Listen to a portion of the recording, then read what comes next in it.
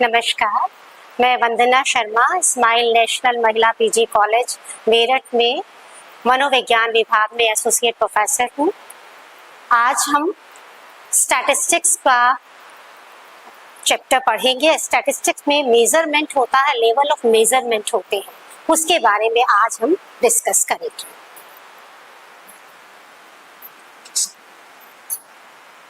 मनोविज्ञान में स्टैटिस्टिक्स का जो पर्पस होता है, स्टैटिस्टिक्स हमेशा नंबर्स के साथ डील करता है। तो अब होता है कि हम मेजर कैसे करें, कितने तरीके के वेरिएबल्स होते हैं, हम किस किस तरीके के स्केल यूज करते हैं। तो मेजरमेंट के लेवल होते हैं, तो जिसे हम लेवल्स ऑफ जो मेजरमेंट है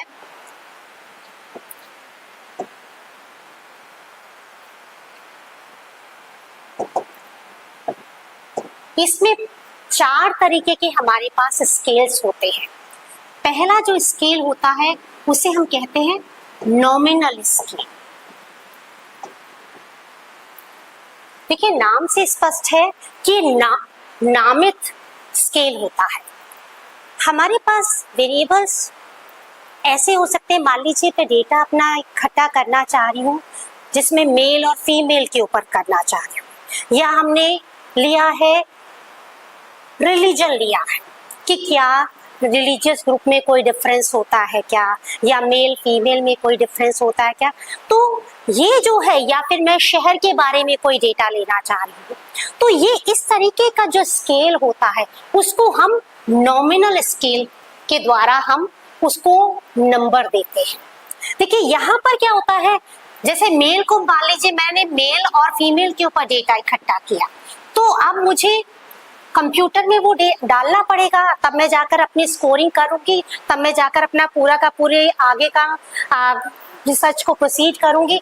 तो यहाँ पर मेल और फीमेल को मान लीजिए अब इन्हें डिफरेंशिएट मुझे करना है, तो मैंने मेल को कहा 1 नंबर दिया, फीमेल को मैंने मान लीजिए 2 नंबर दिया। तो अब क्या है, देखिए ये जो 1 और 2 है ये अपने आप में एक ऐसे नंबर नहीं है जिन्हें मैं जोड़ सकूं या इनका कोई एवरेज निकाल सकूं। ये बेसिकली फ्रीक्वेंसी के ऊपर हो रहे हैं।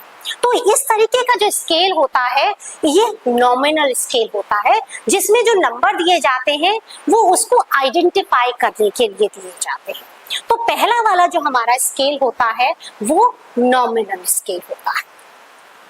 अब हम बात करेंगे दूसरा जो स्केल है वो होता है ऑर्डिनल स्केल।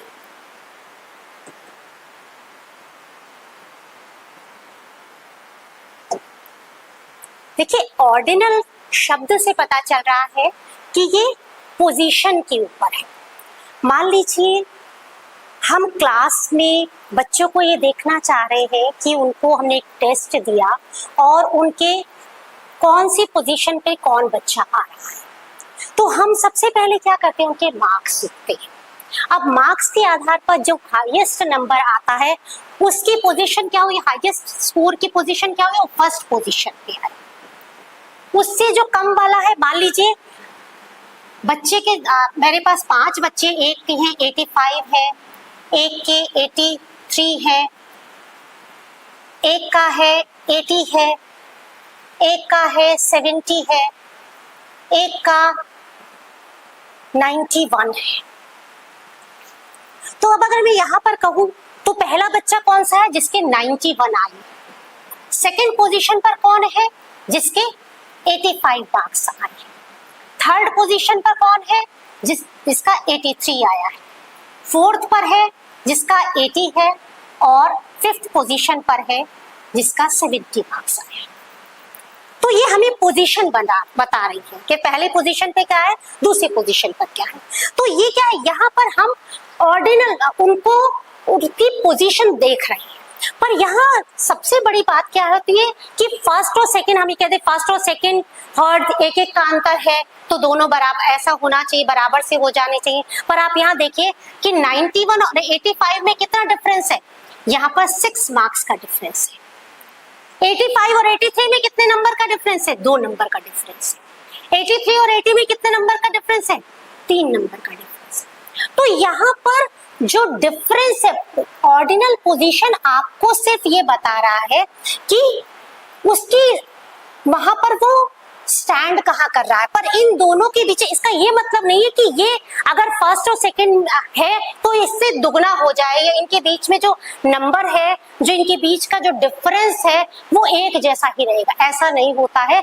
यहाँ पर अलग अलग पोजीशन किसी और क्लास में अगर हम कंपेयर करें, दूसरे डेटा को हम कंपेयर करें, तो वहां पर हो सकता है पहला बच्चा जो है उसके 70 मार्क्स हो, फर्स्ट पोजीशन जो है वो 70 मार्क्स वाला हो, सेकंड पोजीशन जो है वो 69 मार्क्स का हो।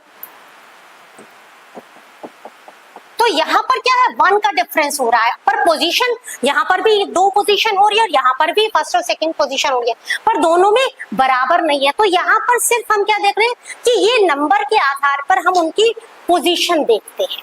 तो इस तरीके का जो डेटा होता है, इस तरीके का जो स्केल होता है वो ऑर्डिनल स्केल होता है। इन दो फर्स्ट और सेकंड में से ऐसा नहीं है कि फर्स्ट और सेकंड में जितना डिफरेंस होगा वो सेकंड और थर्ड का डिफरेंस भी उतना ही होगा, ऐसा नहीं होता है। तो यहाँ पर जो हम स्टैटिस्टिक्स यूज करेंगे ऑर्डिनल के लिए, वहां पर हमारे पास अगर कोरिलेशन निकालना है तो हम रैंक डिफरेंस कोरिलेशन निकालते हैं। यहाँ पे हम रैंक दे रहे हैं, तो इसमें अलग तरीके की स्टैटिस्टिक्स यूज हो गई। तो जो ये हम जितने स्केल्स यूज करते हैं ये डिसाइड करेंगे कि मुझे आगे स्टैटिस्टिक्स कौन सी यूज करनी है। अब हमारा जो थर्ड स्केल होता है वो होता है इंटरवल स्केल।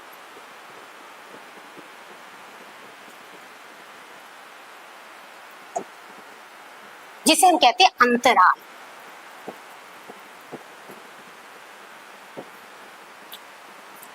देखिए, जैसे हम लोगों ने देखा है कि टेम्परेचर पे हम निकालते हैं, 20 डिग्री सेल्सियस है, 30 डिग्री सेल्सियस है, 40 डिग्री सेल्सियस है। तो इनमें अगर आप डिफरेंस ये देखेंगे तो 20 और 30 के बीच में जितना अंतर होता है, 30 और 40 के बीच में, मतलब ये क्या है कि जस्ट ये जो भी अंतर होगा इसमें इक्वल चीजें रहती है। ऐसा नहीं है कि ये पोजीशन हम कहते हैं फर्स्ट सेकंड थर्ड पोजीशन पर, तो फर्स्ट पोजीशन पे ये है, सेकंड पर ये है और थर्ड पर ये है, तो इन दोनों के बीच में बिल्कुल बराबर तरीके का अंतर हमें देखने को मिलता है। यहाँ पर हमें ट्रू जीरो नहीं होता, पर अगर पानी गर्मी अगर 5 डिग्री की है और दूसरे में 10 डिग्री का अंतर आ रहा है, तो इसका मतलब क्या है कि 10 डिग्री बिल्कुल 5 डिग्री से जस्ट डबल है। हम वो कह सकते हैं कि फर्स्ट पोजीशन पे 5 डिग्री था, सेकंड पोजीशन पे 10 डिग्री है अगर, तो ये जस्ट उसके बिल्कुल डबल होगा। यहाँ पर ट्रू जीरो नहीं होता है, पर इन दोनों के बीच के जो अंतर होते हैं उनमें ऐसा नहीं है कि वेरी कर रहा हो। अगर 5 डिग्री का है, यहाँ पर 10 डिग्री का है और 10 से अगला वाला 20 डिग्री का है, तो ये 10 से दुगना गर्म 20 डिग्री होगा, 20 से दुगना गर्म 40 डिग्री होगा। तो यहाँ पर जो हमारा जो गैप है, जो डिफरेंस है, वो हम देख सकते हैं कि वो उनके बीच में एक समानता रहती है, जबकि ऑर्डिनल पोजीशन में गैप में हमें समानता नजर नहीं आती है। फोर्थ टाइप का जो हमारा स्केल होता है उसको हम कहते हैं रेशियो स्केल।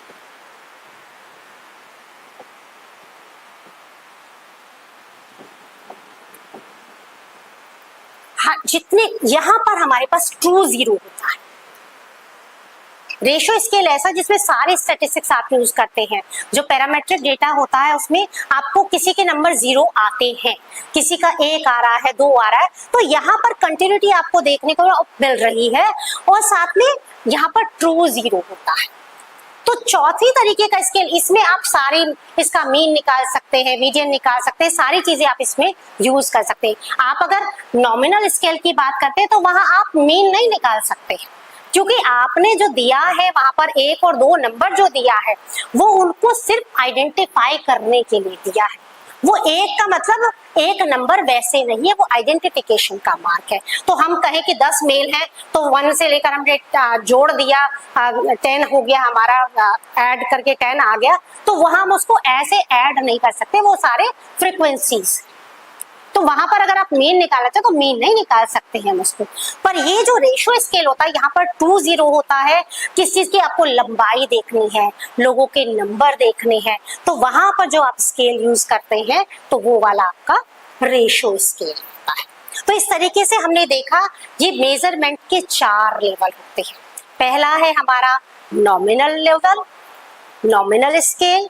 दूसरा हमारा होता है ऑर्डिनल स्केल। तीसरा हमारा होता है इंटरवल स्केल। और चौथा हमारा होता है रेशियो स्केल। सबसे जो हायर स्केल है वो रेशियो स्केल होता है, और सबसे जो लोवेस्ट टाइप में मेजरमेंट जो सिर्फ आइडेंटिफिकेशन के लिए होता है वो नॉमिनल स्केल होता है।